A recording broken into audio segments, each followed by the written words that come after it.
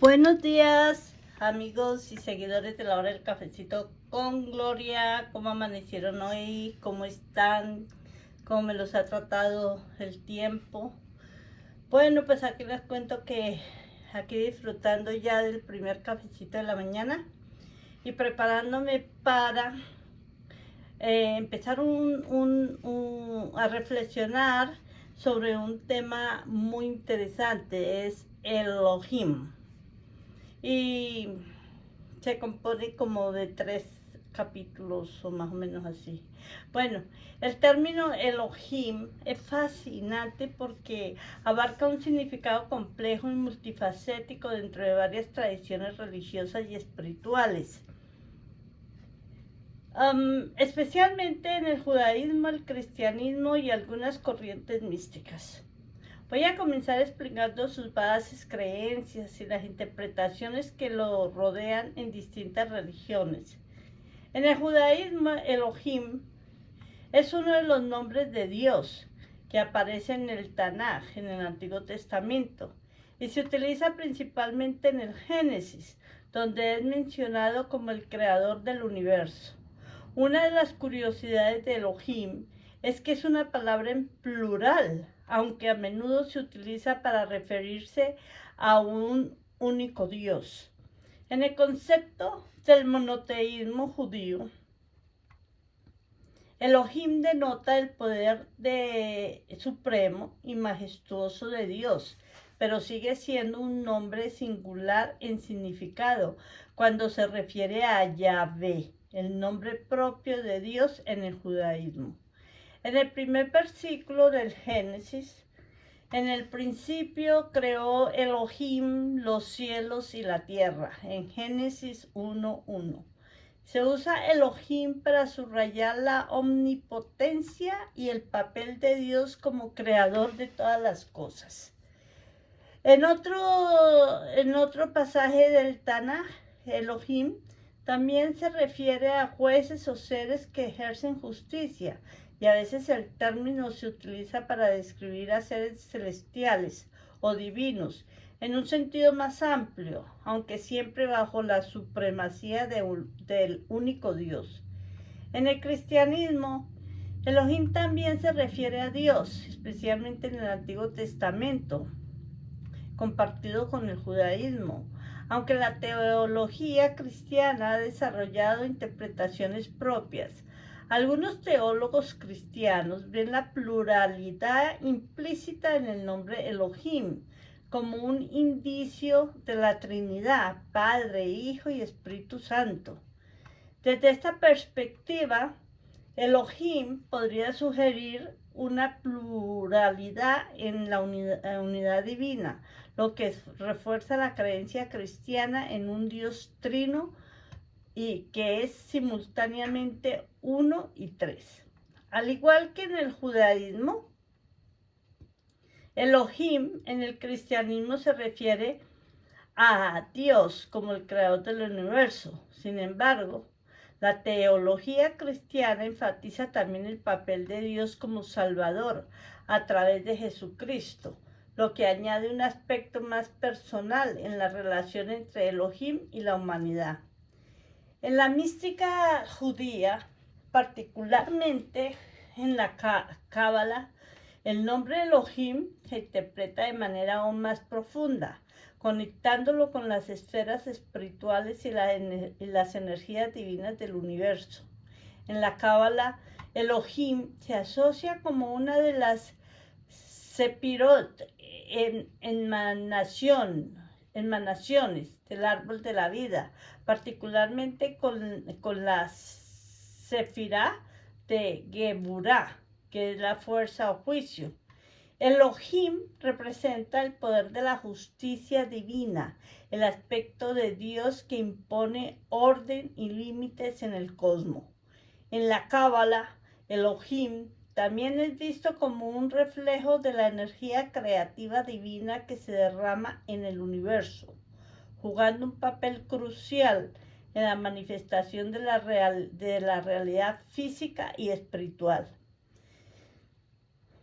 En el Islam, si bien el nombre Elohim no se usa de forma directa en el Corán, el término árabe para Dios es Alá.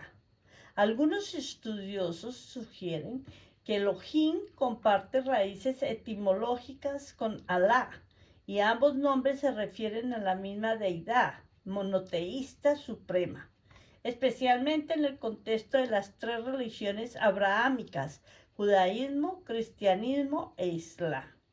En algunos movimientos espirituales modernos y en la nueva era, el término Elohim se ha reinterpretado de maneras diferentes, a menudo conectándolo con seres celestiales o entidades cósmicas. Algunas corrientes esotéricas y de la nueva era interpretan a Elohim como un solo Dios, no como un solo Dios, sino como un colectivo de seres divinos o avanzados espiritualmente que participaron en la creación del universo.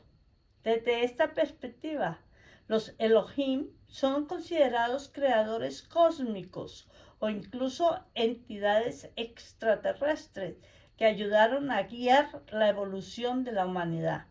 Otras creencias dentro de la nueva era sugieren que los Elohim son manifestaciones o emanaciones de la energía divina y que cada ser humano tiene la capacidad de conectarse con esta energía a través de la meditación y el crecimiento espiritual. En algunos contextos, Elohim se ha relacionado también con los ángeles o seres celestiales. Esta interpretación es más común en la literatura mística o esotérica, donde los ángeles son vistos como extensiones de la voluntad divina y se considera que podrían estar incluidos en el término Elohim cuando se usa en plural.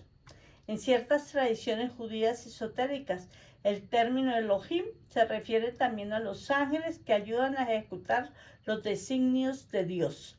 Aquí los Elohim son una especie de intermediarios entre Dios y la humanidad. Además de llamarlos ángeles, hay varios otros nombres y títulos que diferentes culturas y religiones les han dado a lo largo de la historia, dependiendo de su función, jerarquía o característica. Aquí tengo algunos ejemplos de cómo se les han podido denominar: mensajeros celestiales, seres de luz, guías espirituales, guardianes divinos, arcángeles, serafines y querubines, espíritus celestiales, divinos y vigilantes, mensajeros divinos, emanaciones celestiales, protectores del alma, guerreros celestiales, intercesores divinos, Elohim, los santos custodios, huestes celestiales, seres alados, los bienaventurados, los puros, espíritus ministrantes y los espíritus celestiales protectores. Vamos a hablar de cada uno. Los mensajeros celestiales. El término resalta su función principal en muchas religiones. Sirven para intermediarios entre lo divino y los seres humanos. En hebreo, la palabra malach, ángel, significa literalmente mensajero. Los seres de luz, muchos textos espirituales y relatos sobre ángeles los describen como seres luminosos y irradiando una luz celestial o divina. Este nombre pone énfasis en su naturaleza pura y espiritual. Guías espirituales. En algunas tradiciones los ángeles actúan como protectores o guías que orientan a los humanos en sus vidas. Este nombre resalta su función de apoyo y guía en el plano espiritual. Guardianes divinos. Los ángeles guardianes son conocidos por proteger a las personas y este término subraya su papel como protectores asignados por una fuerza divina. Arcángeles. En la jerarquía angelical, los arcángeles son figuras de alto rango como Miguel, Gabriel y Rafael, reconocido en varias religiones como el cristianismo, el islam y el judaísmo. Serafines y querubines. En la tradición cristiana, los serafines y querubines son tipos específicos de ángeles. Los serafines están más cerca del trono de Dios y son descritos como seres de fuego o luz pura, mientras que los querubines son guardianes del conocimiento y la sabiduría divina. Espíritus celestiales. Este es un término más amplio utilizado para describir a los ángeles como seres espirituales que habitan en los reinos celestiales, enfatizando la naturaleza no corpórea. Divinos vigilantes. En algunas tradiciones los ángeles son conocidos como vigilantes del mundo o protectores de la humanidad.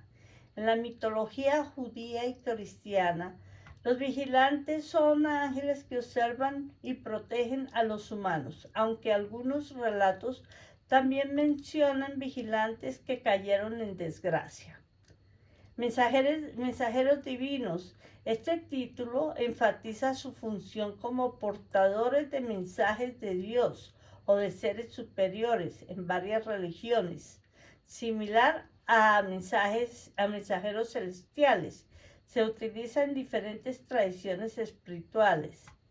Emanaciones celestiales. En la Cábala y otras tradiciones místicas, los ángeles son vistos como emanaciones de la energía divina. Son manifestaciones de la voluntad de Dios o del cosmos que intervienen en el mundo físico. Protectores del alma. Este título subraya su rol como cuidadores de la esencia espiritual de los seres humanos, acompañándonos y protegiéndonos a lo largo de nuestras vidas. Guerreros celestiales. Muchos ángeles, como el arcángel Miguel, son vistos como guerreros espirituales que luchan contra la fuerza del mal. Este término enfatiza su función en la lucha espiritual y en la defensa del bien. Intercesores divinos. En algunas tradiciones se cree que los ángeles interceden ante Dios en nombre de los seres humanos, actuando como mediadores entre el plano divino y el terrenal. Elohim. En algunas interpretaciones místicas y tradiciones religiosas, como en la Cábala y algunos textos cristianos esotéricos, los Elohim se consideran ángeles o seres celestiales que ejecutan la voluntad de Dios en la creación. Los santos custodios. En el contexto católico, los ángeles guardianes son también conocidos como santos custodios, ya que su tarea es cuidar y proteger a los seres humanos, especialmente a sus protegidos. Huestes celestiales. Este término se refiere a la multitud de ángeles que sirven en el cielo, generalmente al servicio de Dios. En el cristianismo a menudo se menciona a las huestes celestiales en referencia a los ejércitos angelicales que alaban a Dios o luchan contra el mal. Seres alados. Aunque los ángeles no siempre son descritos con alas en todas las tradiciones, la imagen de los seres alados se ha convertido en un símbolo icónico que representa la libertad, la elevación espiritual y la conexión con el cielo.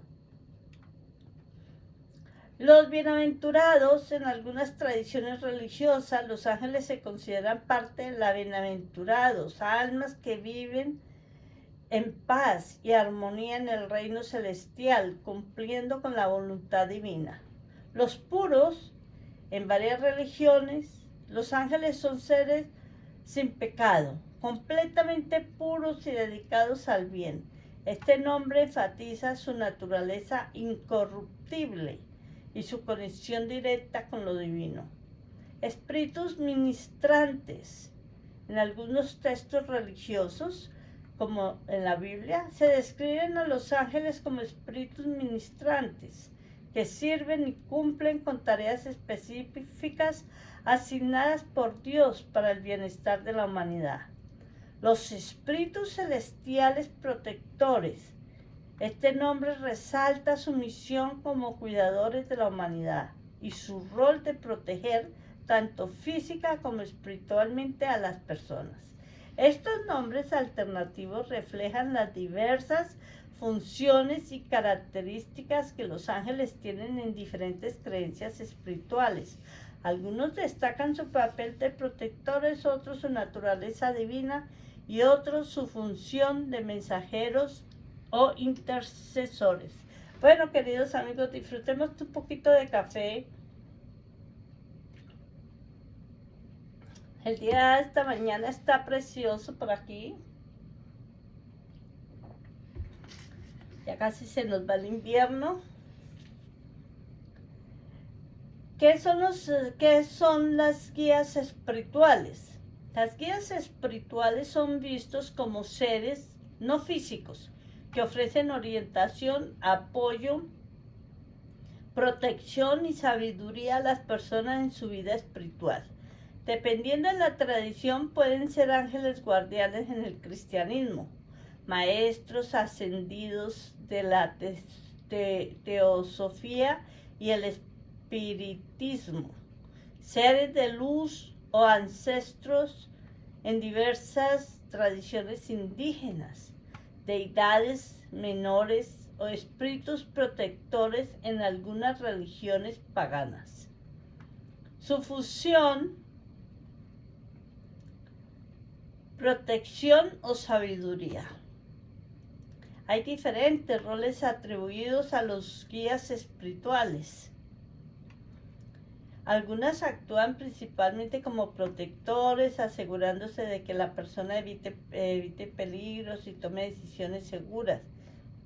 Otros son más como mentores espirituales, ofreciendo sabiduría y guía en cuestiones emocionales y espirituales y hasta en la toma de decisiones importantes.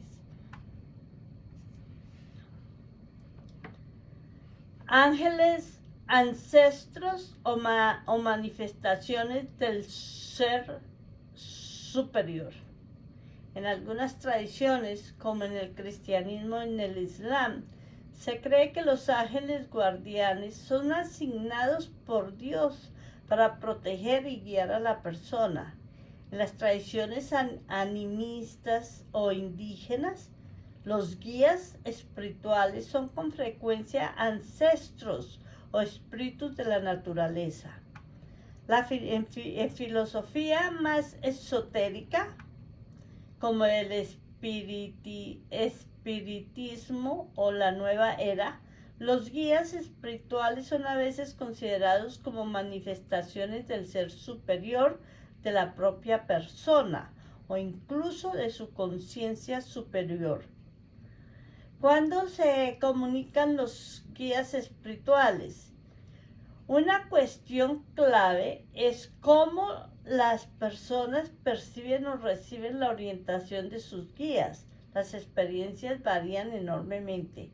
Algunas personas experimentan visiones o sueños en los que su guía les hablan directamente. Otras mencionan sentir una voz interior o intuición fuerte que interpreta como la guía de un ser espiritual.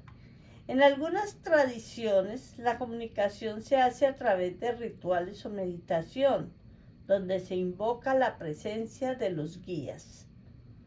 Libre albedrío contra intervención divina.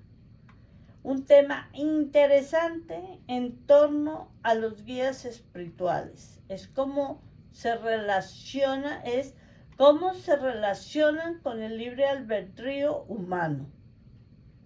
Intervienen activamente en nuestras vidas para protegernos y guiarnos, o simplemente observan y ofrecen orientación cuando la pedimos. ¿Quién sabe hasta qué punto respetan las decisiones que tomamos, incluso si son incorrectas según su perspectiva? Este punto puede abrir un debate filosófico sobre el papel de los guías en las decisiones humanas, si actúan solos como consejeros o también intervienen en nuestras vidas sin que lo sepamos. Bueno, la evolución de la guía espiritual. Algunas creencias sostienen que no tenemos un solo guía espiritual durante toda nuestra vida, sino que podemos tener varios que cambian según las etapas de nuestro crecimiento espiritual. En la teosofía y el espiritismo, por ejemplo, se cree que los maestros ascendidos nos guían durante etapas específicas de nuestra evolución espiritual.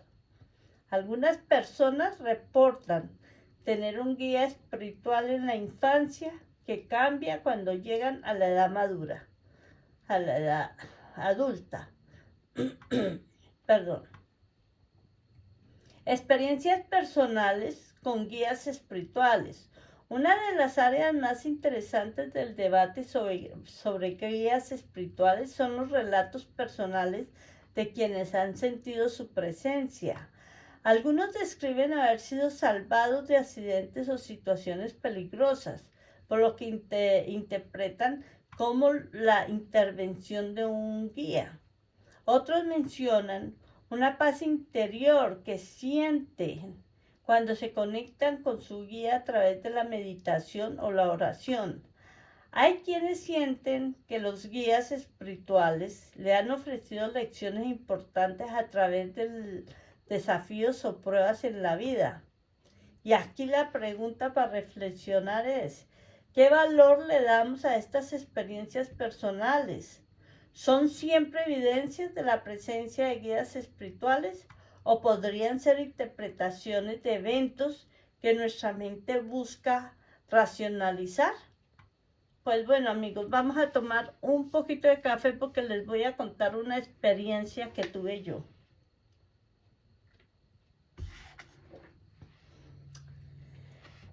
Les cuento que yo tuve una experiencia con un guía espiritual.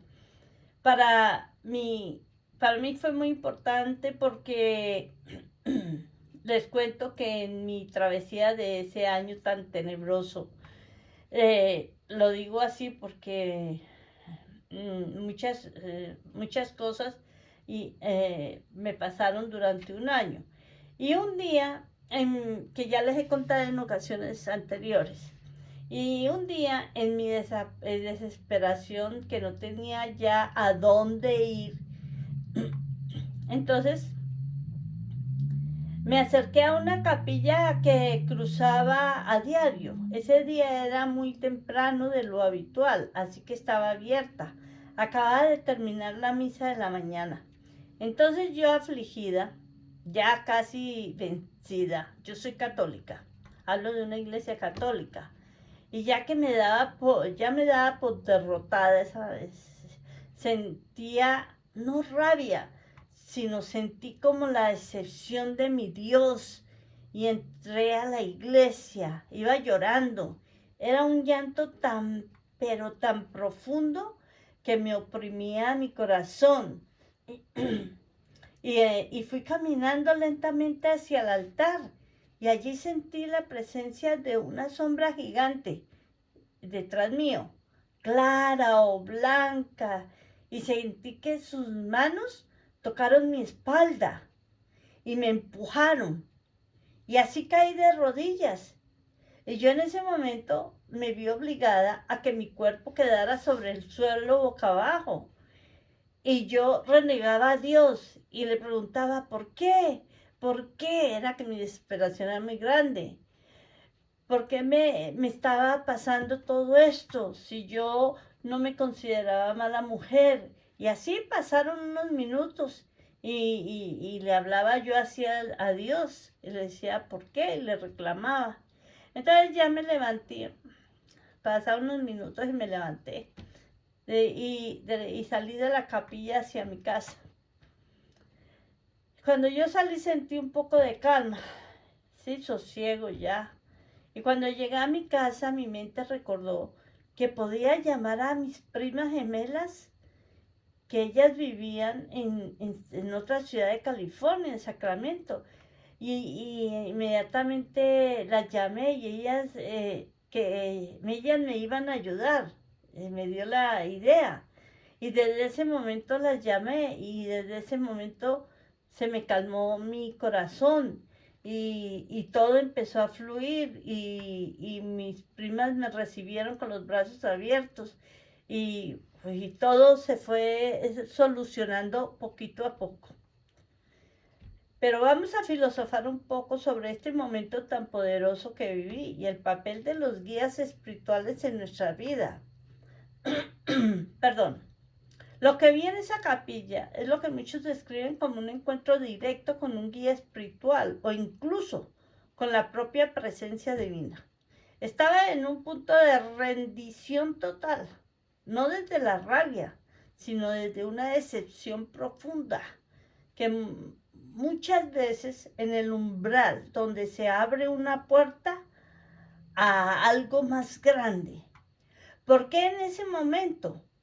Porque parece que cuando nos vaciamos completamente de nuestras expectativas y fuerzas, dejamos espacio para que algo más entre. Tal vez ese guía espiritual necesitaba que llegara a ese punto de vulnerabilidad para poder intervenir. La sombra clara que describo no es una contradicción, es el símbolo perfecto de cómo la luz o la sombra puede coexistir en nuestras experiencias espirituales. A veces la luz no es un destello brillante que lo ilumina todo, sino una presencia tenue que nos envuelve justo cuando la oscuridad parece más densa. El hecho de que esa presencia me empujara suavemente a arrodillarme es fascinante.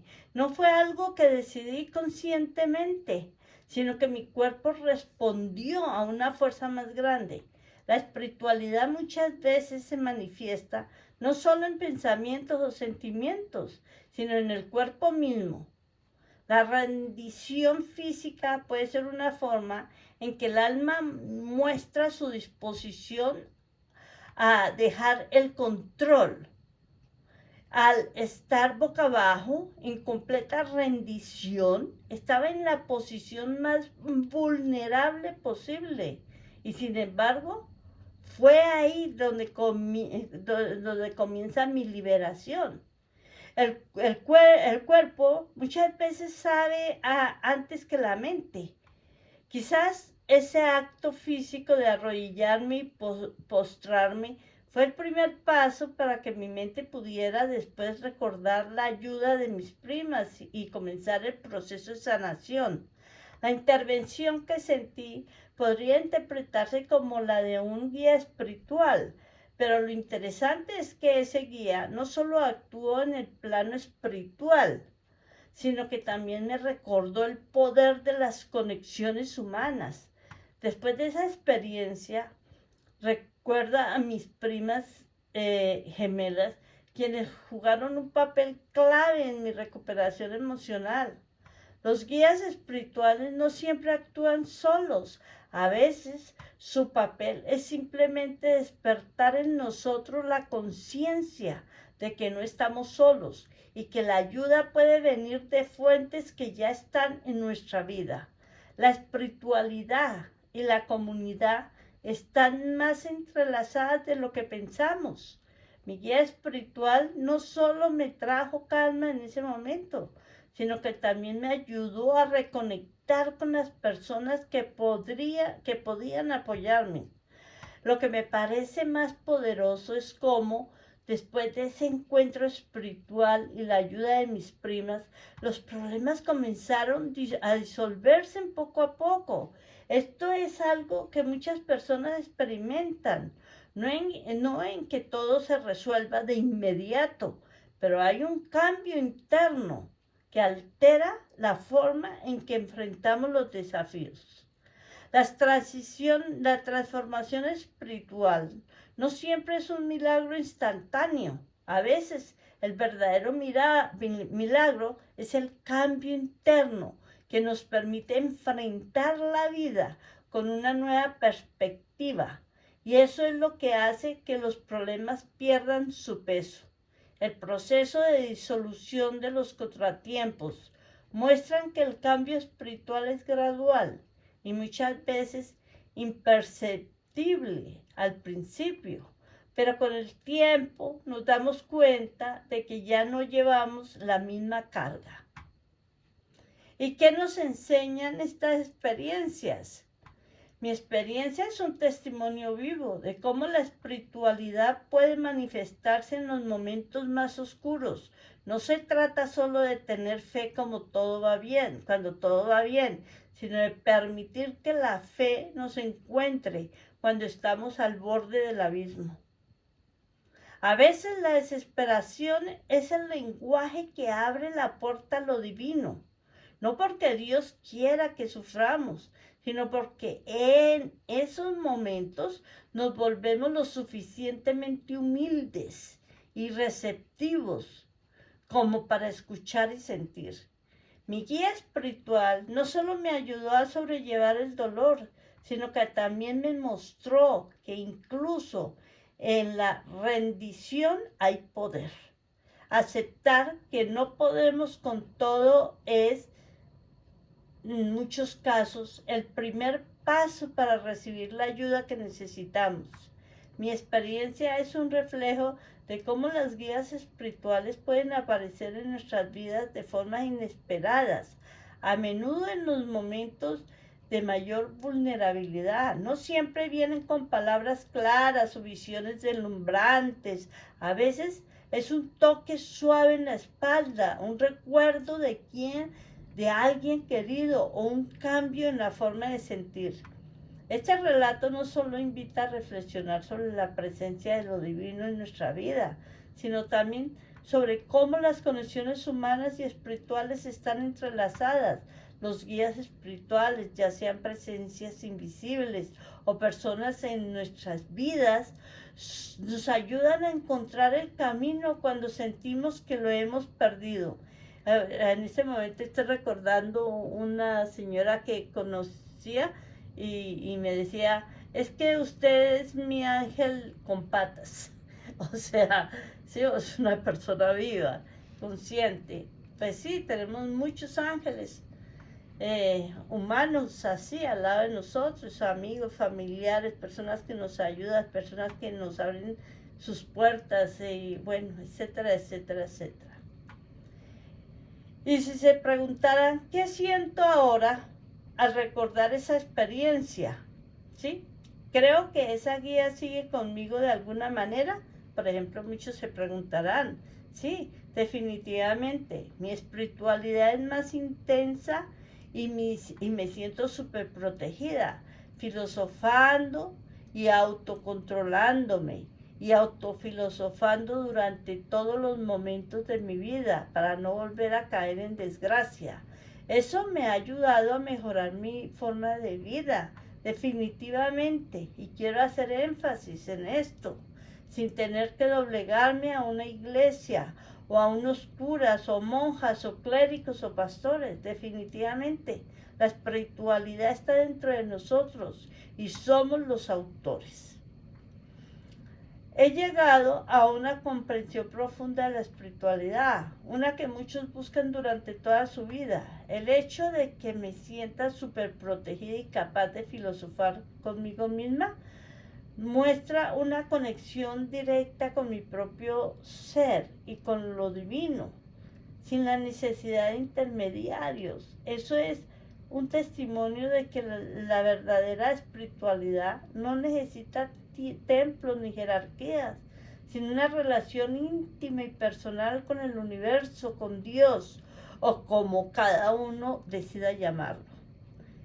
Debemos ser los autores de nuestra propia espiritualidad. Es una verdad que resuena en muchas filosofías y tradiciones espirituales.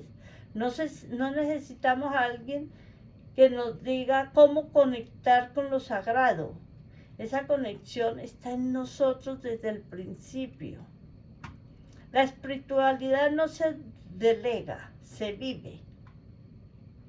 Yo he tomado las riendas de mi propio crecimiento espiritual y eso me ha dado una fuerza interior que ni la adversidad más grande puede derrumbar.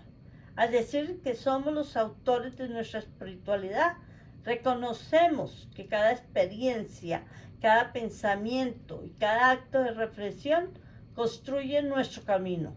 No hay un libro sagrado que pueda reemplazar la sabiduría que obtenemos viviendo. Que ayudan los libros los sagrados y ayudan a que aprendamos a filosofar y a entender mejor el significado de la espiritualidad. Sí, a eso ayudan los libros sagrados.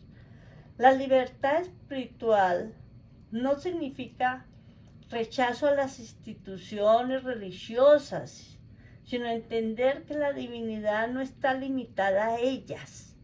Podemos encontrar a Dios en un suspiro, en una brisa, en la calma después de una tormenta interna. La autofilosofía y el autocontrol que menciono son herramientas poderosas al reflexionar sobre nuestras propias experiencias y mantener un diálogo interno.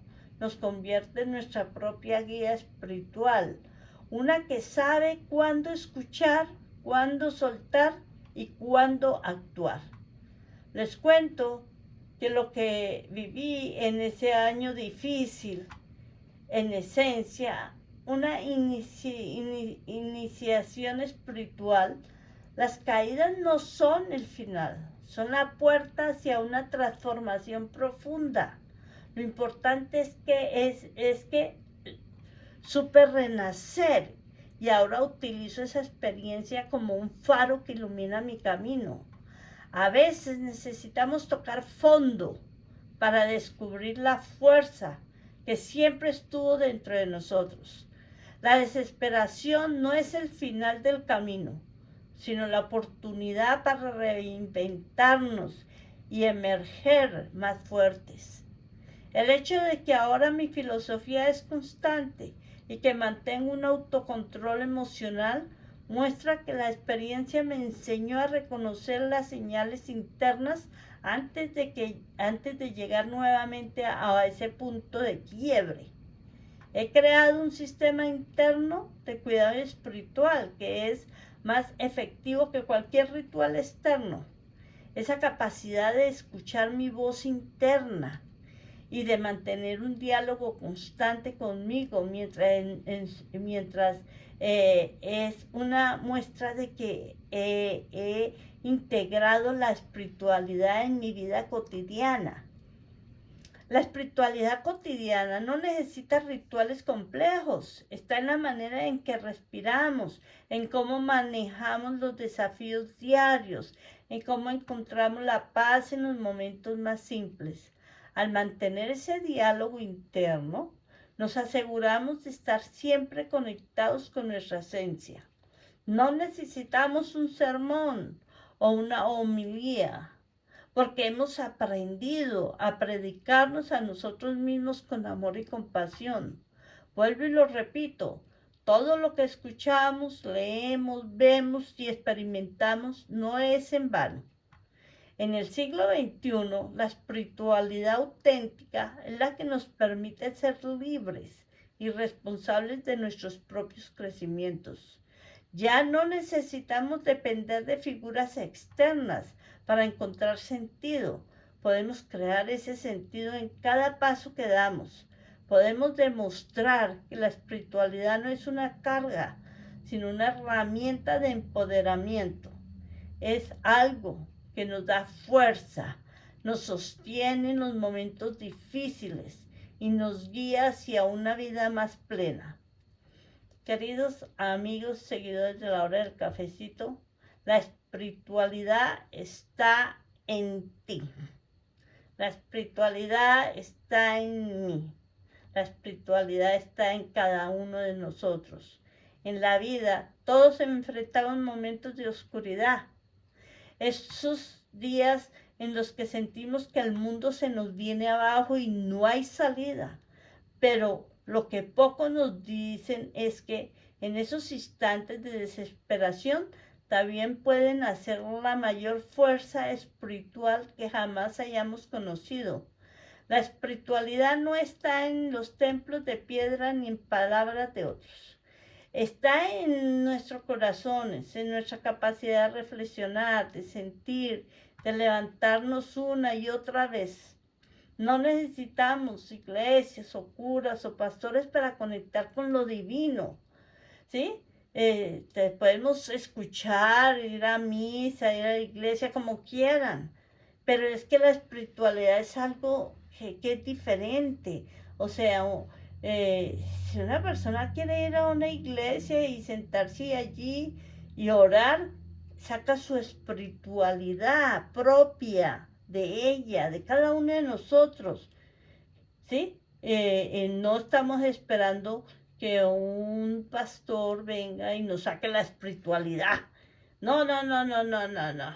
Uno se puede ir a una iglesia si es que le gusta y se sienta, se relaja y empieza a disipar su mente, su cuerpo, y su espíritu va saliendo y se va complementando con nuestro Creador, con nuestro Dios, o como cada uno quiera llamarlo.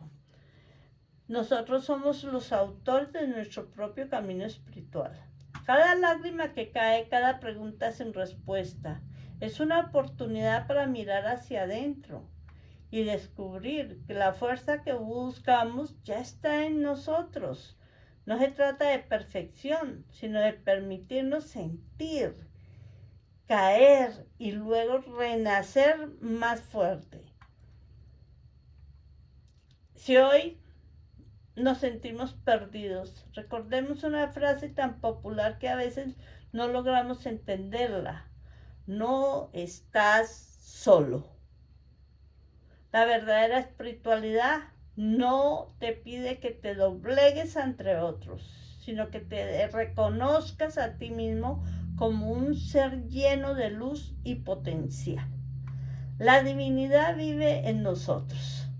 Solo necesitamos escucharnos, tener confianza en nuestra propia voz interna y permitirnos ser los guías de nuestra propia vida. Bueno, mis queridos amigos y seguidores de la hora de Cafecito con Gloria, hemos llegado al final del primer capítulo con esta reflexión y con esta experiencia mía, que fue muy poderosa y que en este momento